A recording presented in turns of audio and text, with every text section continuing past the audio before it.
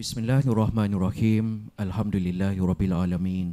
Wassalatu wassalamu ala asyrafil anbiya'i wal mursalin wa ala alihi washabihi ajmain. Assalamualaikum warahmatullahi wabarakatuh dan salam sejahtera. Syukur alhamdulillah kita kepada Allah Subhanahu Wa Taala kerana kita diberikan peluang pada penghulu segala hari ini, Yaumul Jumaat, hari Jumaat, untuk kita bersama-sama berkumpul di Dewan Seminar Menara Razak Universiti Teknologi Malaysia UTM Kuala Lumpur ini untuk acara Forum Bicara Ad-Din. Sebelum itu, izinkan saya terlebih dahulu untuk meraihkan beberapa div-div kehormat kita. Terlebih dahulu dialu-alukan kehadiran yang berbahagia Profesor Datuk Wan Muhammad Sheikh Abdul Aziz, Timbalan Pengerusi Institut Kefahaman Islam Malaysia, IKIM. Yang berbahagia Profesor Datuk Dr. Ahmad Fauzi Ismail, Naib Chancellor UTM, Universiti Teknologi Malaysia Kuala Lumpur. Seterusnya yang berusaha Profesor Madya Dr. Muhammad Azam Muhammad Adil, Ketua Pengarah Institut Kefahaman Islam Malaysia, IKIM. Berikutnya yang berusaha Profesor Teknologis Dr. Abdul Latif Saleh, Pro Naib Chancellor UTM Kuala Lumpur. Berikutnya yang berusaha Dr. Muhammad Zaidi Ismail, Timbalan Ketua Pengarah IKIM, dan juga dialu-alukan Profesor Dr. Arif Saleh Rosman, Dekan Fakulti Sains Sosial dan Kemanusiaan UTM yang juga merupakan ahli panel forum kita pada hari ini. Dan turut diraihkan pada pagi ini juga barisan pengurusan dan juga warga kerja Institut Kefahaman Islam Malaysia dan juga Universiti Teknologi Malaysia UTM Kuala Lumpur. Tuan-tuan dan puan-puan yang dihormati sekalian, InsyaAllah pada pagi yang berbahagia ini, acara Forum Bicara Ad-Din bakal membariskan dua ahli panel, segak berbaju Melayu kedua-duanya, segar bugar kedua-duanya wajah mereka untuk menghiasi acara Forum Bicara Ad-Din pada pagi ini. Untuk itu saya kongsikan sedikit biodata mengenai ahli panel yang pertama pada hari ini. Beliau memperoleh ijazah sarjana muda dalam jurusan pengajian ilmu wahyu dan warisan Islam, pengkhususan dalam bidang fiqh dan usul fiqh di Universiti Islam Antarabangsa Malaysia UIAM pada tahun 1990 hingga 1994, dan kemudiannya beliau menyambung pelajaran pada peringkat sarjana dan kedoktoran dalam bidang pemikiran Islam di Institut Antarabangsa Pemikiran dan Tamadun Islam atau ISTEC. Di samping itu, beliau mencurahkan ilmu dan idea beliau menerusi penulisan beberapa buah buku seperti buku berjudul Persediaan Guru Cemerlang Pendidikan Islam serta menyumbangkan artikel di jurnal-jurnal ilmiah, majalah dan akhbar, iaitu kalau saya boleh nyatakan Stronger Basis of Lifelong Education, Erti Kemerdekaan Sebenar, The Trust of Leadership, dan juga Ramadan Bulan yang Menghidupkan. Malah beliau turut membentangkan kertas seja di pelbagai seminar di dalam dan luar negara, dan atas kesungguhan dan komitmen tinggi yang dipamerkan, beliau juga merupakan ahli Majlis Fatwa Kebangsaan, ahli panel pakar akidah Jabatan Kemajuan Islam Malaysia JAKIM, dan sehingga hari ini bertugas sebagai fellow utama dan juga pengarah di Pusat Kajian Syariah Undang-Undang dan Politik Syarak IKIM. Untuk itu saya alu-alukan kehadiran Dr. Muhammad Farid Muhammad Syahran. Assalamualaikum Dr. Okey. Apa khabar doktor hari ini? Alhamdulillah ya. Jadi seterusnya saya memperkenalkan ahli panel yang kedua, Profesor Dr. Arif Saleh Rosman. Merupakan anak kelahiran negeri Johor, dilahirkan pada bulan November 1975 di Kota Tinggi Johor, berkelulusan sarjana muda dengan kepujian pengajian Islam di Jordan, sarjana pengajian Islam Syariah Universiti Kebangsaan Malaysia UKM, dan Doktor Falsafah Fiqh dan Usul Fiqh Universiti Islam Antarabangsa Malaysia. Dan beliau merupakan Profesor Fiqh dan Usul Fiqh di Akademi Tamadun Islam, Fakulti Sains Sosial dan Kemanusiaan Universiti Teknologi Malaysia. Kini beliau diamanahkan sebagai Dekan Fakulti Sains Sosial dan Kemanusiaan UTM. Telah mengetahui 14 geran penyelidikan dalam bidang hukum, fiqh dan isu kefatwaan daripada pelbagai penaja, Kementerian Pengajian Tinggi, JAKIM, Majlis Agama Islam Negeri Johor, Syarikat Sina, Hemodialisis dan UTM dengan jumlah kumulatif geran RM700,000. Beliau juga merupakan penulis dalam bidang aplikasi pengajian Islam yang telah menghasilkan 24 buah buku karya asli, 2 buku terjemahan, 37 bab dalam buku dan sebagainya. Jadi insya-Allah pada hari ini Forum Bicara Ad-Din kita bakal mengupas tajuk berkenaan peranan ilmu dan akhlak dalam membangunkan peradaban. Saudara, peradaban dan tamadun merupakan nikmat sekaligus amanah yang perlu dipelihara, dipertahankan dan dikekalkan tanpa noktah masa. Di sinilah letaknya peranan, ilmu dan akhlak yang sewajarnya menjadi teras kepada pembinaan tamadun yang juga menjadi kubu pertahanan kepada pembangunan fizikal walaupun ia hanya dapat dilihat dan disentuh oleh mata hati. Mungkin sebagai permulaan, saya mulakan dengan ahli panel kita yang pertama, Dr. Muhammad Farid. Mungkin sebagai permulaan Doktor dapat memberikan sedikit pencerahan kepada kita maksud definisi sebenar peradaban itu sendiri dan apakah sebenarnya perspektif Islam tentang membangun peradaban. Silakan Doktor. Bismillahirrahmanirrahim. Assalamualaikum warahmatullahi wabarakatuh. Alhamdulillah rabbil alamin. Wassalatu wassalamu ala Rasulillah wa ala alihi wa sahbihi ajma'in. Rabbi syrah li sadri wa yassir li amri wa hlul 'uqdatam min lisani yafqahu qawli. Terima kasih kepada saudara Ahmad Nazri selaku moderator.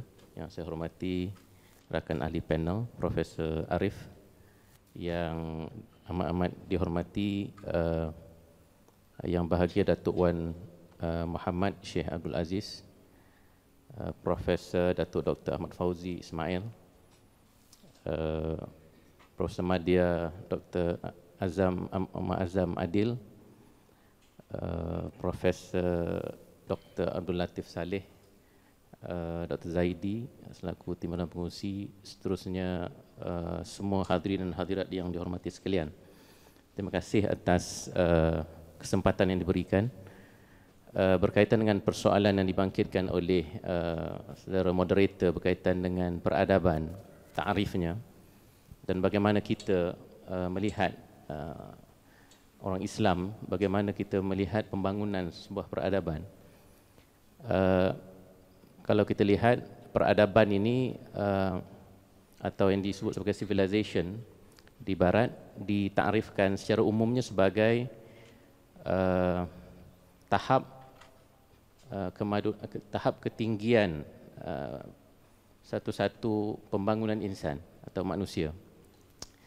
The stage of human, political, cultural and social development that is seen at its most advanced stage. Maksudnya tahap-tahap paling tertinggi kehidupan manusia itulah yang dipanggil sebagai peradaban. Secara umumnya kita tiada masalah dengan takrifan ini kerana memang dalam Islam pun kita harus membina masyarakat kita ke arah keadaan ataupun tahap kehidupan yang paling baik. Cuma apa yang kita maksud dengan kemajuan itu yang mungkin sedikit berbeza. Dalam Islam, apa yang kita faham sebagai yang paling maju itu ialah apabila masyarakat yang ada dalam sesebuah negara dan bangsa itu berada dalam keadaan yang paling tinggi nilai akhlaknya dan nilai ilmunya. Dan itu yang harus menjadi teras kepada peradaban dalam konteks Islam. Sebab itulah bila kita ingin menilai sesebuah peradaban dalam Islam, kita punya indikator ataupun petanda kepada kehebatan peradaban itu harus kembali kepada dua ciri tadi, iaitu ciri keilmuan dan ciri akhlak yang bagi kita merupakan teras kepada pembinaan insan. Sebab peradaban tidak akan ada makna kalau insan atau manusia yang duduk dalam masyarakat itu tidak menggambarkan tahap keinsanannya yang sebenar. Kalau kita lihat kajian-kajian yang dibuat tentang peradaban oleh Barat, mereka meletakkan indikator-indikator peradaban, tetapi secara umumnya indikator-indikator itu masih banyak berkait dengan persoalan yang bersifat material. Sebab itu kadang-kadang peradaban-peradaban awal itu dilihat atau ditandai dengan kehebatan mungkin binaan-binaan, monumen-monumen yang ada pada peradaban tersebut. Kalau peradaban Mesir dulu dilihat dengan piramidnya. Kalau mungkin di di Indonesia itu mungkin Borobudurnya kan. Tetapi bila kita nak melihat peradaban dari sudut Islam, mungkin itu bukan petanda-petanda atau indikator penting bagi kita, tapi indikator penting bagi kita adalah perkara-perkara yang membina kemanusiaan, membina keilmuan dan membina akhlak. Jadi mungkin kita harus pergi kepada indikator yang bersifat mungkin karya-karya agung yang ada dalam peradaban tersebut. Mungkin kita harus melihat indikator contoh-contoh manusia-manusia yang hebat dari sudut akhlaknya yang telah dibina oleh peradaban tersebut. Jadi itu mungkin indikator penting dalam konteks kita orang Islam apabila bercakap tentang peradaban. Jadi secara ringkasnya saya melihat peradaban itu dia ada akar dan dia ada buah-buah dan dahan-dahannya.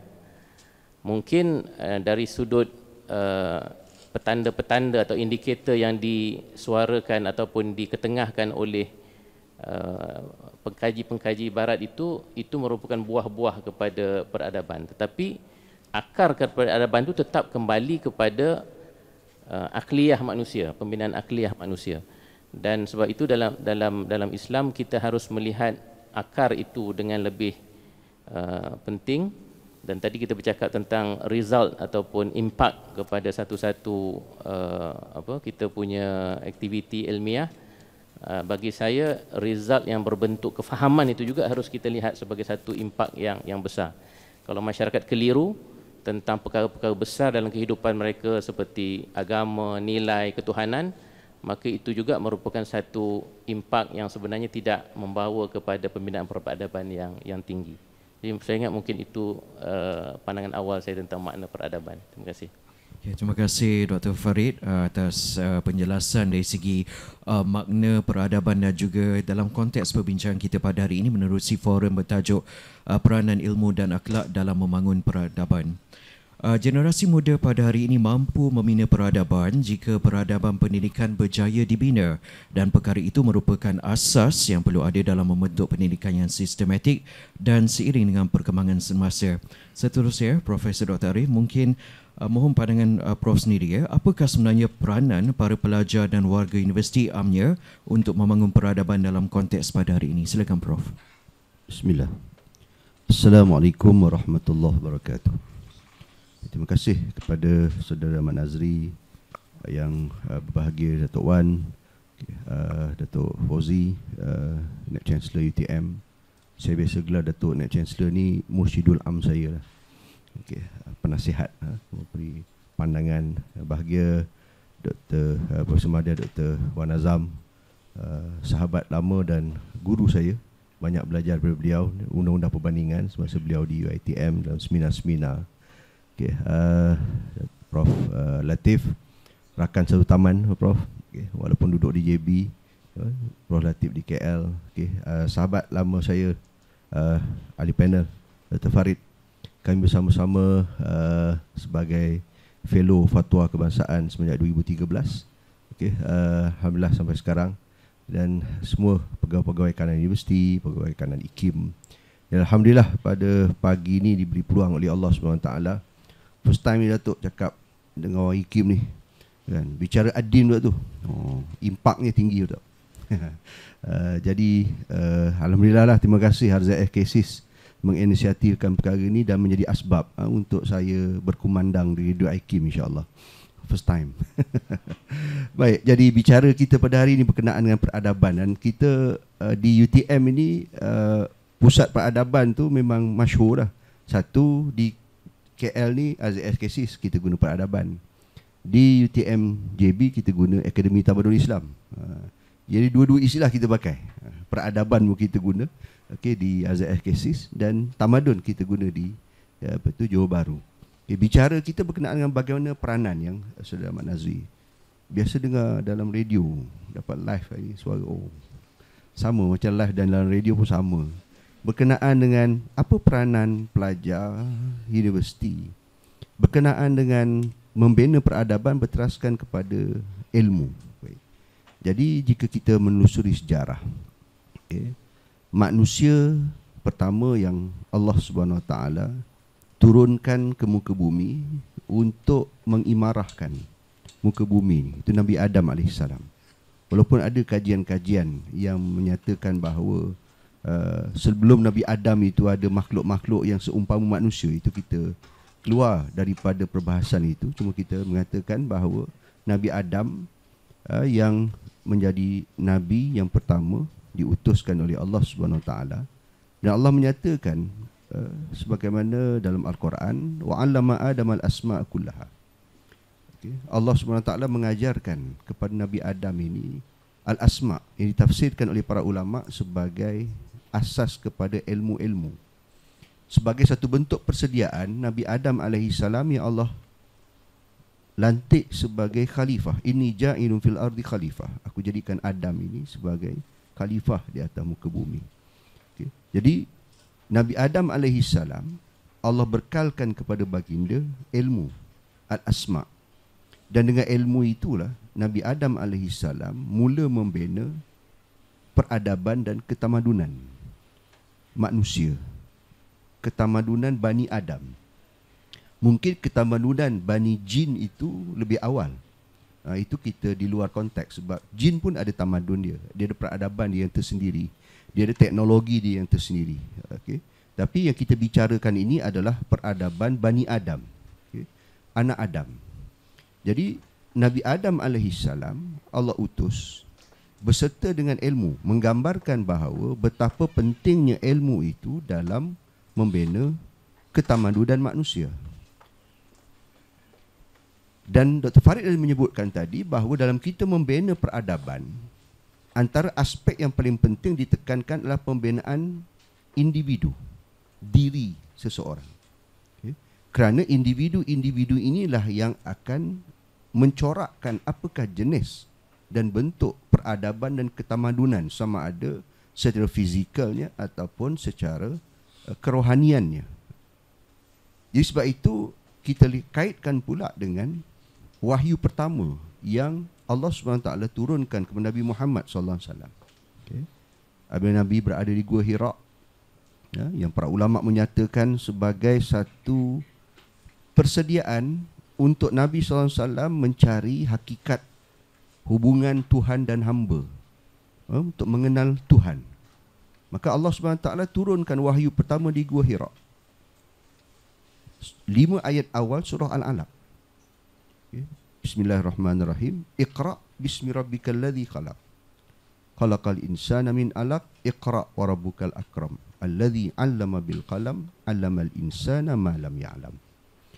5 ayat pertama ini Allah Subhanahu Wa Taala perintahkan kepada Nabi SAW, Iqra', bacalah. Okay. Dan jika kita membaca penulisan-penulisan para sarjana berkenaan dengan pembentukan peradaban dan ketamadunan dalam Islam, takkan boleh lari daripada konsep Iqra' ini. Maka sebab itu, aplikasinya kalau kita lihat, yang persoalan tadi, macam mana diaplikasikan di universiti. Inilah uniknya UTM. Kena bangga UTM tu, walaupun ada wahyu ATM di sini. Jadi kita tidak berkonflik. Kita saling melengkap antara satu sama lain. Dasar yang diamalkan, bagaimana tadi Dr. Azam kata, anda tarikkan UTM ini pada moto kerana Tuhan untuk manusia itu. Tapi yang lebih dasarnya adalah kita lihat falsafahnya. Kita meletakkan hukum Allah sebagai asas ilmu. The divine law of Allah is the foundation of knowledge. Dan jika kita perhalusi lagi di UTM, uniknya, yang setakat ni saya hadir dalam mana-mana majlis graduan. Baru ni saya hadir, minta maaf Datuk Wan, cerita UiTM lagi, Prof Wan. Anak saya graduan diploma UiTM Bahasa Gudang. Kita hadir ke Shah Alam. Saya tunggu juga ada tak macam di UTM. Okay. Di UTM graduasi, mula-mula kita akan baca 5 ayat terawal surah Al-Alaq ni. Jadi saya highlightkan bila kita berbicara bersama dengan warga UTM, apakah rahsia di sebalik itu? Kenapa apabila graduan, sebelum nak baca doa, akan dibacakan 5 ayat terawal surah Al-Alaq ini. Nak menggambarkan betapa dekatnya penghayatan asas keilmuan itu untuk membina institusi pendidikan bagi membina tamadun. Okay. Jadi Allah perintahkan Iqra', baca. Dan baca ini, kita dengar series of lecture Prof Wan Muhammad Noor yang mengupas berkenaan dengan konsep baca. Beliau mengatakan kita bukan hanya sekadar untuk membaca teks yang bertulis itu sahaja, tetapi kita juga membaca teks alam. Yang ulama menyatakan ayat Allah itu ada yang makruah, ada yang manzurah. Ayat Allah yang makruah itu Al-Quran yang Allah turunkan. Allah suruh Nabi baca, Allah suruh kita baca. Dan dalam masa yang sama ada tanda-tanda keagungan Allah itu dalam bentuk ayat-ayat, tanda-tanda yang dilihat, iaitu alam. Ayat manzurah inilah iaitu ilmu-ilmu yang kita menggunakan proses pentaakulan, berfikir untuk membina tamadun. Daripada situlah lahirnya ilmu sains, teknologi, kejuruteraan dan apa-apa juga bidang ilmu. Apabila kita berinteraksi dengan alam, kita mengkaji alam di langit, kita lahirkan ilmu astronomi. Di bumi kita mengkaji alam, lahirlah fizik, kimia, biologi. Kepakaran Datuk Fauzi berkenaan dengan air, minyak di alam. Di alam. Jadi ini ayat-ayat Allah, tanda-tanda kebesaran Allah al-manzurah yang kita lihat, yang bila kita berinteraksi, bila kita membaca alam itu, maka dia melahirkanlah ilmu. Maka untuk menjawab persoalan Saudara Ahmad Nazri tadi, maka tidak boleh lari bahawa terasnya dalam membina tamadun, daripada awal lagi Nabi Adam Allah utus ke bumi, Allah bekalkan ilmu, dan wahyu pertama pula Allah turunkan kepada Nabi Muhammad SAW yang menjadi asas kepada pembinaan peradaban Islam. Syariat yang dibawa oleh Nabi Muhammad SAW juga berkaitan dengan ilmu, berkenaan dengan membaca. Itu respon saya kepada persoalan yang dikemukakan. Wallahualam. Terima kasih Prof atas penjelasan yang telah disampaikan sebentar tadi. Kalau kita lihat ya, dalam Al-Quran itu sendiri pun berkaitan dengan ilmu dan peradaban cukup jelas dari segi huraiannya. Dan dalam erti kata lain saudara, kita haruslah berusaha dengan lebih gigih lagi, penuh dengan ilmu pengetahuan, berhikmah dan berpandangan jauh untuk menyaksikan perubahan dan peningkatan bidang pendidikan kita yang seharusnya menuju ke satu tahap yang lebih tinggi. Saudara, peradaban sesebuah negara itu dipacu oleh masyarakat yang bertamadun dalam semua segi, dan tentunya pendidikan merupakan salah satu kunci utama.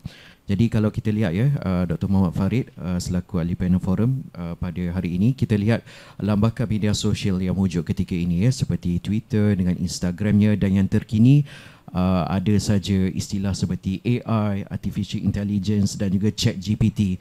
Jadi dalam era digital ini, lambakan maklumat sentiasa wujud dari semasa ke semasa. Dan pada pandangan Dr. Farid sendiri, adakah era digital dan lambakan maklumat ini semestinya menghasilkan keadaan yang diinginkan untuk sesebuah peradaban? Silakan Doktor. Terima kasih Tuan Nazri. Saya melihat memang ciri peradaban itu harus berteraskan ilmu. Kita sudah sebut tadi. Dan bukan sekadar ilmu tetapi juga akhlak. Itu merupakan dua teras penting peradaban dari sudut Islam. Walaupun hasil daripada ilmu dan akhlak itu dia boleh saja bersifat yang lebih material sifatnya. Tetapi yang membezakan tamadun dan peradaban yang dihasilkan oleh Islam itu adalah kalau dia melahirkan teknologi, dia melahirkan produktiviti yang memberi kesenangan kepada manusia, dia tetap akan memelihara aspek-aspek kemaslahatan dan kemanusiaan itu sebagaimana yang diajar oleh agama. Dalam konteks zaman kita hari ini yang dipenuhi dengan maklumat-maklumat yang begitu banyak di alam digital ini, dia tidak semestinya menjamin kita mendapat ilmu. Kerana dalam Islam kita membezakan antara apa yang dipanggil sebagai ilmu dengan apa yang kita panggil sebagai maklumat ataupun information kan. Information yang banyak atau makluman yang banyak tidak akan menjadi ilmu selagi dia tidak diproses dengan betul oleh akal manusia dan memberikan makna yang tepat dan yang betul dalam diri mereka. Jadi kalau kita banyak maklumat tidak semestinya kita banyak ilmu kan. Malah ada kata-kata yang mengatakan bahawa we are drowned with information, yet we are starved with wisdom. Kita terlalu banyak sampai kita lemas dalam maklumat-maklumat yang banyak, tetapi kita tidak dapat apa yang dipanggil sebagai kebijaksanaan. Kerana kebijaksanaan, ilmu atau hikmah yang disebut oleh Al-Quran itu, dia merupakan satu proses maklumat-maklumat yang banyak itu masuk ke dalam diri kita dan diproses dengan harmoni, diletakkan pada tempatnya yang betul dalam pemikiran kita dan dikaitkan dengan perkara-perkara penting dalam pandangan alam kita, termasuklah yang paling tinggi tentang Tuhan, tentang agama, tentang nilai-nilai yang baik dan yang buruk. Barulah dia menjadi apa yang dipanggil sebagai kebijaksanaan atau ilmu. Sebab itulah Al-Quran apabila cakap tentang hikmah, Al-Quran menyebut yu'til hikmata man yasha' wa man yu'tal hikmata faqad utiya khairan katsira. Allah Ta'ala memberikan hikmah atau kebijaksanaan atau ilmu kepada siapa yang dikehendakinya, dan sesiapa yang diberikan hikmah oleh Allah Subhanahu Wa Ta'ala, sesungguhnya ia telah diberikan kebaikan yang amat banyak. Di situ hikmah dengan kebaikan itu dia sinonim, dia equivalent, dia ada paralelism dia. Kalau orang yang diberi hikmah, semestinya dalam Islam dia diberikan kebaikan. Jadi kalaulah maklumat-maklumat yang banyak yang kita dapat membawa kepada kecelaruan dalam berfikir misalnya, membawa kepada mungkin nilai-nilai yang anti agama misalnya, kan? Lebih banyak kita dapat maklumat, lebih rebellious kita, lebih melawan kita terhadap nilai-nilai yang baik atau agama, maka pasti itu bukan hikmah, itu bukan ilmu, itu bukan ilmu yang kita mahukan. Sebab itu saya lihat apa yang ditonjolkan oleh pandangan alam Islam ini berkaitan dengan ilmu ada beberapa ciri. Ini ringkas saja Nazri ya. Yang pertama sekali, dalam Islam ilmu yang membawa pada peradaban itu dia mestilah ilmu yang bersifat fadilah. Fadilah. It must be virtuous in nature. Sebab ilmu memang salah satu daripada apa yang disebut sebagai 4 cardinal virtues, 4 induk nilai-nilai keutamaan dalam Islam, iaitu wisdom ataupun hikmah. Itu merupakan nilai yang paling tinggi yang diiktiraf bukan sahaja oleh Islam tetapi oleh para pemikir sejak zaman Yunani dulu sudah meletakkan wisdom ini sebagai hikmah atau virtue yang paling tinggi. Dan untuk mendapat ilmu yang bersifat fadilah ataupun yang Quran sebut sebagai yang membawa kepada kebaikan itu, ilmu itu harus dicari sebagai satu nilai yang tertinggi dalam masyarakat dan bukan sebagai alat kepada sesuatu yang lain. Ini Imam Al-Ghazali ada bicara dalam Kitabul Ilm Ihya Ulumuddin itu, mengatakan bahawa sifat ilmu ni dia boleh jadi a means to an end, dia boleh jadi satu alat kepada satu matlamat, tetapi dia juga boleh menjadi matlamat pada dirinya sendiri, an end by itself. Dan seharusnya orang Islam, kata Imam Ghazali, kita harus melihat ilmu itu sebagai satu matlamat. Hari ini sistem pendidikan kita, kadang-kadang orang masuk kelas, masuk universiti pun dia nakkan sijil itu saja. Dan sijil itu nanti akan ditukarkan kepada mungkin kerja apa semua kan. Tak salah, itu tidak salah, kerana kalau tidak macam mana kita nak survive dalam hidup pada hari ini tanpa pekerjaan. Tetapi apa yang diajar oleh Islam ialah kita sendiri harus menghargai ilmu itu sebagai satu virtue yang tinggi.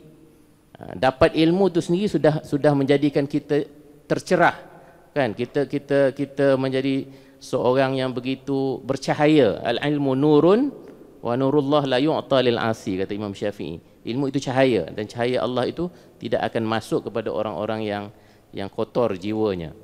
Jadi ilmu itu harus didekati sebagai satu fadilah, itu penting. Dan antara ciri fadilah itu dia tidak dicari kerana perkara-perkara lain, lebih-lebih lagi kita jadikan ilmu itu sebagai alat kepada perkara yang lebih rendah nilai dia daripada ilmu. Sebab itu Sayyidina Ali kata al-ilmu misalnya khairun minal mal, ilmu ni lebih baik daripada kekayaan. Li'annal ilmu hakim wal mal mahkum.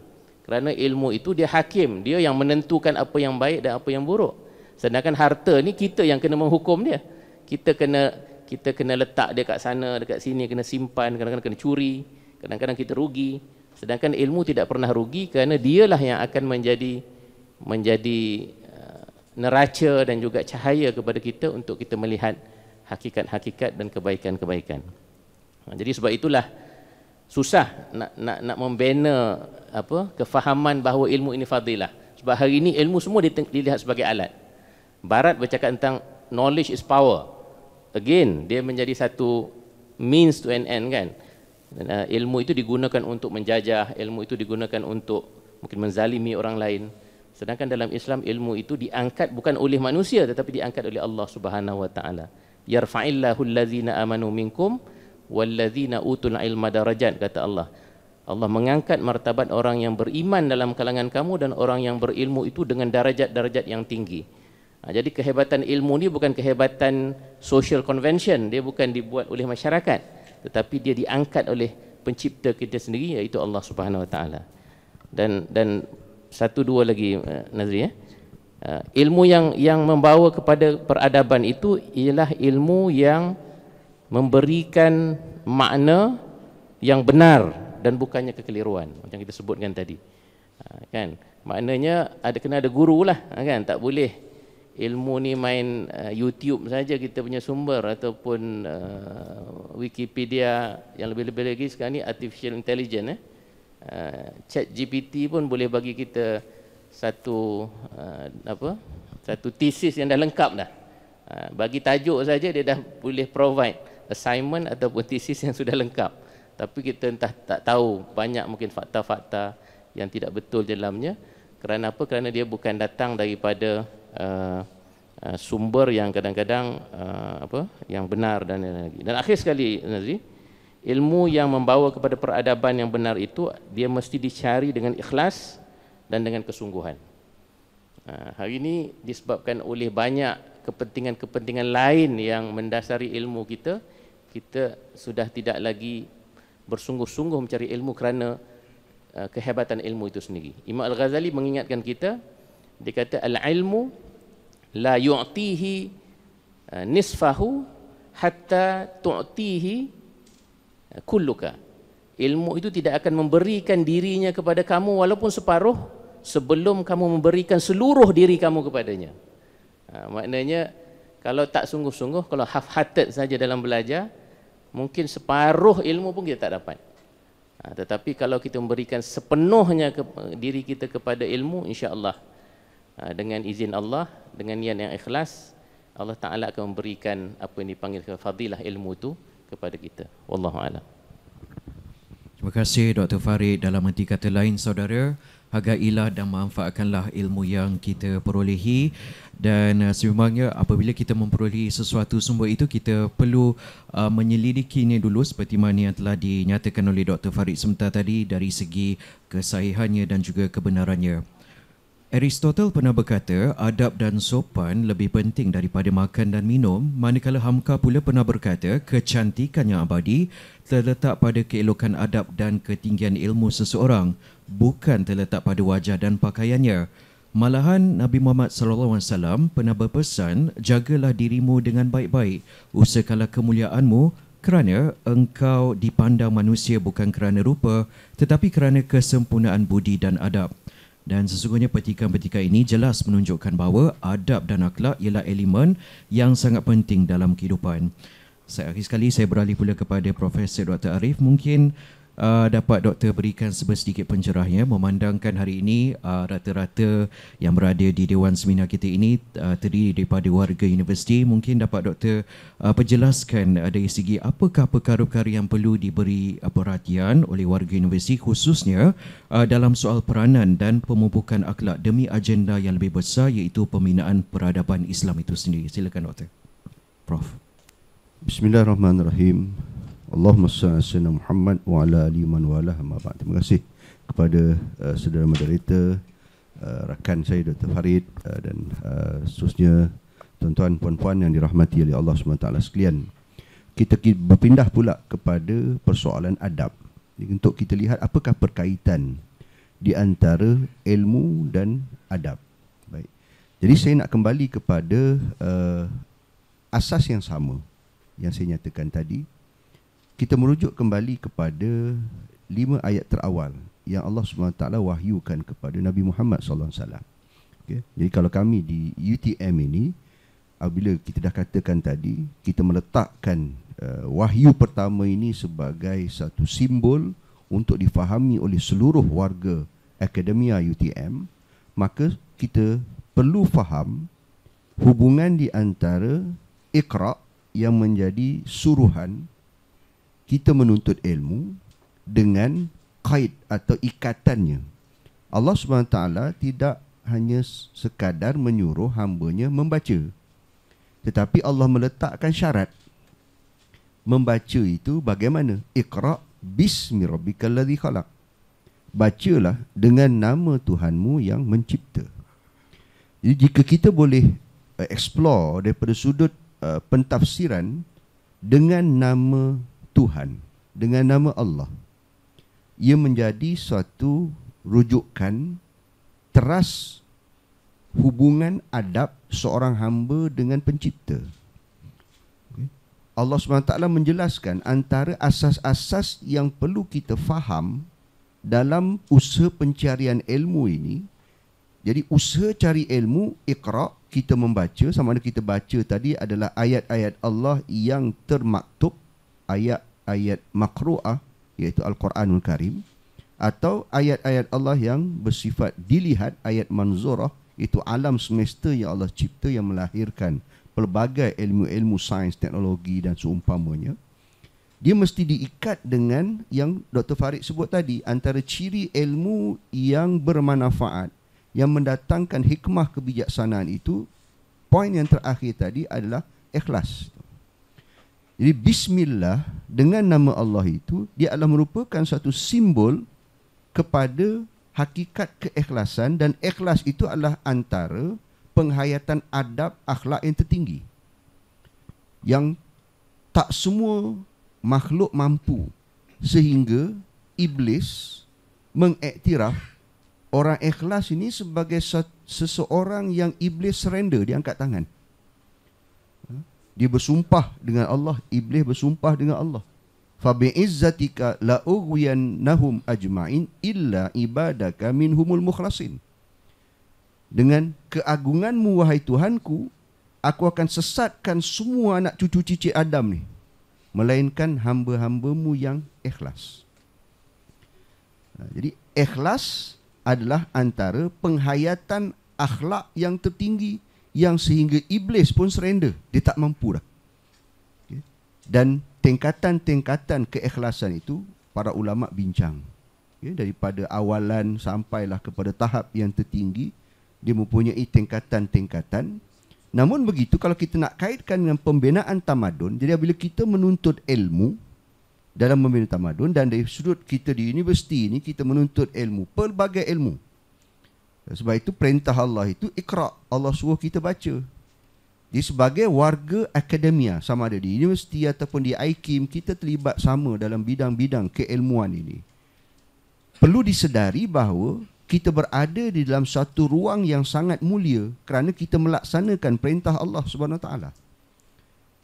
Pernah seorang profesor matematik beritahu saya, Ustaz untung Ustaz, sebab Ustaz pergi masjid, mengajar agama, dapat pahala. Saya ni rugi Ustaz, saya mengajar matematik, tak dapat pahala.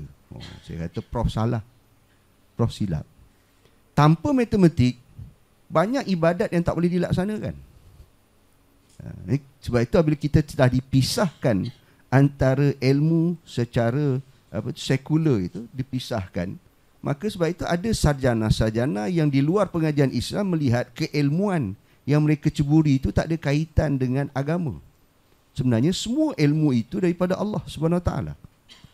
Ilmu sifat wajib bagi Allah, kaunuhu aliman sifat wajib bagi Allah SWT. Dia yang mengurniakan ilmu, dan segala-gala yang terlaksana itu adalah termaktub dalam ilmu Allah Subhanahu wa taala.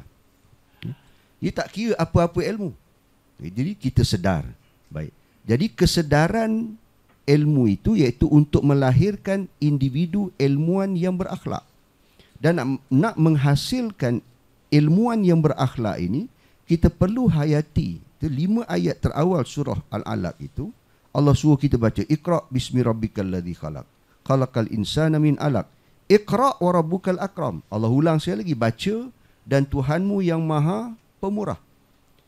Jadi kita disuruh Allah menuntut apa-apa juga ilmu. Tujuan tertinggi, antara tujuan tertinggi ilmu itu, penghayatan ikhlas itu, iaitu untuk kita kenal siapa yang memberikan ilmu, iaitu Allah Subhanahu wa taala. Nak kenal Allah. Alladzi allamal insana bil qalam, yang mengajar manusia daripada pena. Allamal insana ma lam ya'lam, dia yang mengajar manusia yang apa yang manusia tak tahu. Jadi penghayatan adab dalam menuntut ilmu yang tertinggi, iaitu adab kita dengan Allah Subhanahu wa taala. Kita individu walaupun digelar ilmuwan, kesarjana, tetapi kita perlu sedar bahawa kita tidak ada apa-apa. Inilah tasbih malaikat yang kita kaitkan tadi. Apabila Allah nak turunkan Nabi Adam ke muka bumi, dialog yang Allah rakamkan dalam Al-Quran, dialog antara Allah dan malaikat, okay? Dialog malaikat dengan Allah Subhanahu wa taala. Ya, bila Allah menjelaskan kepada malaikat, aku nak jadikan Adam ini ja'ilun fil ardi khalifah, aku jadikan Adam ini anak cucu cik sebagai khalifah atas muka bumi. Ada malaikat bertanya, atajalu fiha, adakah kau nak jadikan makhluk lain lagi yang di atas muka bumi ini yang asyik bergaduh, asyik berbunuhan? Dan akhirnya kalau kita lihat dialog, malaikat bertasbih, subhanaka la ilma lana illa ma 'allamtana. Maha suci engkau ya Allah, kami tidak ada ilmu. Jadi kalau kita lihat dari sudut susur galur susunan bahasa Arab, kata nama yang datang selepas penafian la dibariskan atas, maka kaedah bahasa Arab menyebut dia lam nafi lil jins, penafian pada segala jenisnya. Bila dibaca tasbih malaikat, la ilma bagi atas, langsung tak ada ilmu, penafian mutlak. Subhanaka, maha suci engkau ya Allah, la ilma lana, kami langsung tak ada ilmu, illa ma 'allamtana, melainkan apa yang engkau ajarkan kepada kami. Jadi ini tasbih malaikat yang perlu pada setiap individu sarjana, sama ada pelajar, murid ataupun pensyarah, pengajar, yang perlu dijadikan tasbih, yang perlu kita hayati dalam kehidupan bagi melahirkan ilmuwan-ilmuwan yang sedar dia jahil. Yang ini yang susah. Yang kita merasakan bahawa kita berilmu, kata sebab itu Abdullah bin Mubarak sebut, siapa yang mengatakan dia berilmu, dialah orang paling jahil, kata seorang ulama tabi'in, Abdullah bin Mubarak. Sebab dia tidak sedar bahawa ilmu yang dia ada itu anugerah Allah, ilmu Allah, Allah yang bagi. Kita ni malaikat sendiri pun Allah ajar tasbih, la ilma lana, kami tak ada ilmu. Jadi sekiranya seorang individu berilmu tetapi sombong dengan ilmunya, merasakan dia berilmu, maka inilah yang disebut oleh Syekh Abdul Qadir Al-Jilani, aku lebih menghargai orang yang beradab daripada orang berilmu yang tidak beradab. Kerana iblis lebih berilmu daripada orang berilmu yang tidak beradab itu. Ini kata Syekh Abdul Qadir Jilani. Maka kalau kita nak banding, sebab itu kata-kata Saudara Nazri tadi kan, banyak kata-kata yang merujuk kepada kepentingan adab itu. Al-adab qabla al-ilm, adab sebelum ilmu. Dan adab itu kita perlu kaitkan dengan iman, okay? Keimanan kepada Allah Subhanahu wa ta'ala. Jadi tuan-tuan, puan-puan yang dirahmati oleh Allah Subhanahu wa ta'ala sekalian, jadi Islam membina peradaban manusia tetap dengan ilmu, tetapi ilmu itu perlu disertai dengan adab. Dan adab ini diajar oleh Nabi SAW pada hubungan individu dengan Allah, individu dengan dirinya sendiri, individu dengan orang lain, individu dengan alam, semua diajar oleh Nabi SAW untuk kita berakhlak dan kita beradab. Contoh Datuk Visi sebut tadi kan, senyum tu sebab saya memang jenis orang susah senyum, jadi mungkin Datuk masukkan saya tu. Kekok untuk senyum.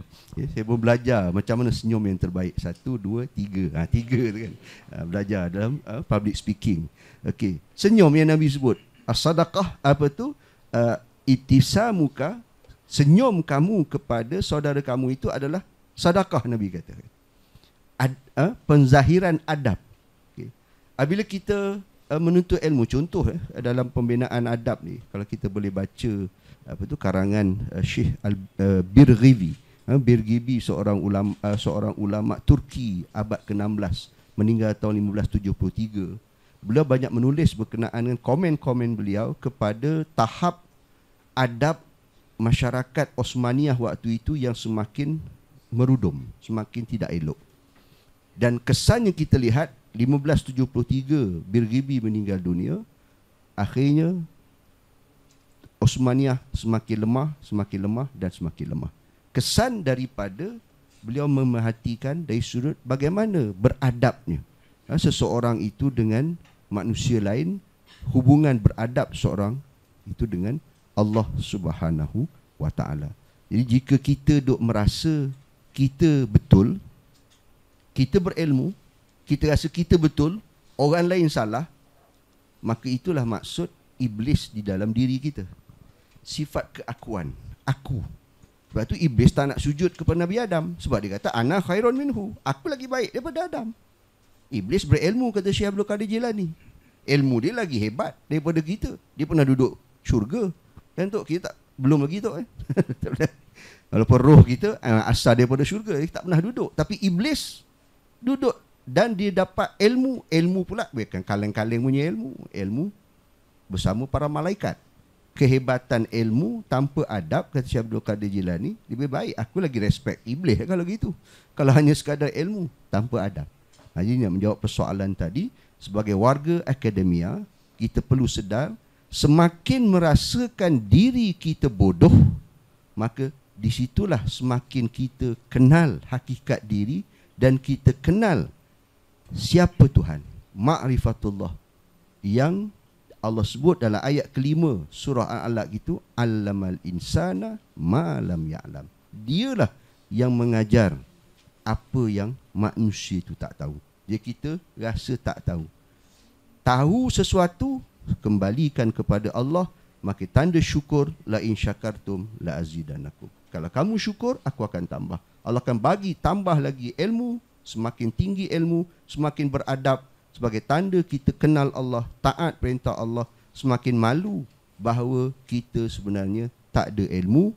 Ilmu itu hanyalah anugerah Allah Subhanahu wa taala. Wallahu a'lam. Terima kasih diucapkan kepada Profesor Dr. Arif atas penjelasan yang telah diberikan sebentar tadi. Dan kalau kita mendengar dengan teliti apa yang telah disampaikan sebentar tadi, ilmu dan adab itu perlu bergerak seiring. Jadi syabas dan tanya diucapkan, khususnya kalau saya membaca di dada-dada akhbar dan juga melihat media sosial dan juga media-media yang lain, kita ucapkan syabas dan tanya khususnya kepada ibu bapa, khususnya yang telah membentuk anak-anak mereka menjadi seorang yang beradab dan berilmu. Jadi kita harapkan syurgalah untuk mereka dan teruslah berbakti di dunia dan akhirat. Baiklah saudara, kita telah sampai ke penghujung acara kita pada hari ini, Forum Bicara Adin, dan kita akan memberi peluang kepada dua ahli panel kita untuk merumuskan perbincangan kita pada hari ini menerusi tajuk forum kita, peranan ilmu dan akhlak dalam membangun peradaban. Mungkin saya mulakan dengan Dr. Farid. Silakan Doktor. Terima kasih Saudara Nazri. Sebagai kesimpulan, saya ingin membawa kita kepada dua istilah yang kita gunakan dalam Islam apabila kita bercakap tentang tamadun atau peradaban. Iaitu satu istilah tamadun, satu lagi istilah peradaban. Dan dua istilah itu sendiri sebenarnya sudah meramukan maksud peradaban yang kita inginkan. Pertamanya sekali tamadun. Betul, tamadun itu menurut sebahagian ahli bahasa dia datang daripada perkataan madana ataupun maddana yang bermaksud bandar ataupun binaan bangunan-bangunan. Tetapi kita juga kena ingat bahawa bandar yang pertama yang dibina dalam Islam ialah Madinatul Rasul. Kan, yang merupakan tempat pertama agama yang sempurna itu dijelmakan. Itulah Madinatul Rasul. Walaupun dia bandar, kan, dia urban, dia satu yang urban, yang very civilized. Tetapi Madinah dalam konteks apa yang Rasul bina itu adalah bandar yang punya cahaya agama yang cukup kuat. Jadi itulah semangat kalau kita nak bina peradaban pada hari ini, kita harus ingat bahawa nyawa kepada peradaban itu ialah agama. Dan Ibn Khaldun cakap benda yang sama dalam konteks Umran. Dia kata yang memanjangkan hayat satu-satu umran atau peradaban itu adalah penghayatan agama. Satu lagi asabiyah, tapi yang agama tu lebih lagi, kata Ibn Khaldun. Jadi penting dalam konteks kita cakap tentang peradaban. Satu. Yang kedua istilah adab, peradaban. Macam Prof Arif sebut tadi, terasnya ialah adab. Dan adab ini bukan sekadar yang mungkin disempitkan makna pada hari ini hanya merujuk kepada tata susila, sopan santun. Tetapi adab seperti yang Profesor Said Naqib Al-Attas sebut itu, adab itu meliputi dua sekali, ilmu dan amal. The recognition dan acknowledgement kepada hakikat segala sesuatu pada tempatnya yang betul. Jadi maknanya konsep adab ni konsep yang besar dan is a civilizational concept. Dan itulah yang kita nak bangunkan dalam konteks pendidikan dan juga kefahaman masyarakat kita, supaya bila bercakap tentang adab, peradaban, tamadun itu, kita benar-benar melihatnya dari sudut yang komprehensif dan kita melihat agama itu sebagai teras kepada kedua-duanya. Wallahu a'lam. Muhammad Farid, silakan Doktor. Bismillah, Allahumma salli ala Muhammad wa ala alihi wa ala amma ba'd. Sebagai kesimpulan, bicara kita hubungan di antara ilmu dan adab dalam pembinaan peradaban. Okey. Ya, bila kita lihat tadi dan kupasan-kupasan daripada Dr. Farid berkenaan dengan hubungan di antara ilmu dan juga akhlak tadi, maka kita ambil satu contoh yang berlaku yang Allah sebut dalam Quran dalam suratul Fajr. Alam tara kaifa fa'ala rabbuka bi'ad. Tidakkah kamu melihat bagaimana Tuhan kamu perlakukan terhadap kaum Ad? Dalam ayat ini Allah bagi contoh 3, Ad, Samud, Fir'aun. Ya, Allah bagi sebut dalam suratul Fajr itu.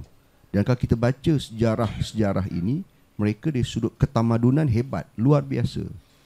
Yang Fir'aun dengan piramidnya, kaum Samud kalau kita pergi ke kawasan Jordan, yang Allah sebut Jabus Sahra bil Wad, memahat-mahat batu di Wadi Qura, boleh menjadi gunung-gunung itu menjadi satu taman, kawasan perbandaran yang hebat, contoh seperti di Petra di Jordan. Okay. Tetapi apakah hasil tamadun itu? Telah pun hancur. Ya Allah suruh kita berfikir, kaifa fa'ala rabbuka, bagaimana Tuhan kamu telah perlakukan terhadap mereka itu. Tamadun mereka hebat.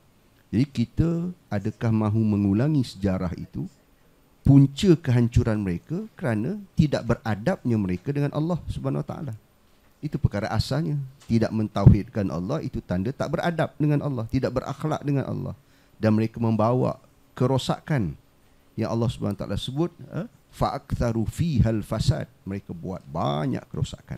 Maka kita simpulkan, walaupun ilmunya hebat, dapat membina tamadun yang hebat, tanpa akhlak yang mulia, akhlak yang tertinggi, akhlak kita dengan Allah, terjelma akhlak kita dengan Allah itu akhlak kita dengan sesama manusia, dengan sesama rakan sekerja, dengan sesama khalayak, sesama komuniti. Tanpa ada akhlak itu, tamadun yang hebat yang dalam sejarah telah pun hancur, yang Allah suruh kita fikirkan bersama-sama. Maka sebab itu kembali kepada terasnya yang ulama kata adab qabla al-ilm. Adab, penghayatan akidah yang betul sebelum ilmu, dan bila dicantum kedua-duanya, hebatlah. Sebagaimana contoh Dr. Farid sebut, bagaimana Nabi Muhammad SAW berjaya membina tamadun Islam yang pertama di Madinah Al-Munawwarah. Wallahu a'lam. Terima kasih diucapkan kepada Profesor Dr. Arif. Dan saudara, untuk makluman anda, Majlis Forum Bicara Adin ini dirakam oleh pihak TV IKIM dan akan disiarkan di Radio IKIM. Dan untuk makluman dari semasa ke semasa, anda bolehlah merujuk ke laman Facebook TV IKIM dan juga laman Facebook ikim.fm ya. Dan sekalian perhargaan buat dua ahli panel forum kita pada pagi ini, iaitu Dr. Muhammad Farid Muhammad Syahran selaku Pengarah Pusat Syariah, Undang-Undang dan Politik Institut Kefahaman Islam Malaysia, dan juga yang berbahagia Profesor Dr. Arif Saleh Rosman merupakan Dekan Fakulti Sains Sosial dan Kemanusiaan Universiti Teknologi Malaysia UTM, atas kesudian bersama-sama berkongsi mutiara ilmu. Moga ianya menjadi azimat, panduan dan pegangan untuk kita semua, khususnya para hadirin yang hadir pada hari ini. Dan diucapkan terima kasih juga kepada anda yang berada di Dewan Seminar Menara Razak UTM Kuala Lumpur ini. Kesediaan anda amatlah dihargai. Dengan itu, sekian sahaja daripada saya, Ahmad Nazri Muhammad Yusof. Wabillahi taufiq wa hidayah. Wassalamualaikum warahmatullahi wabarakatuh.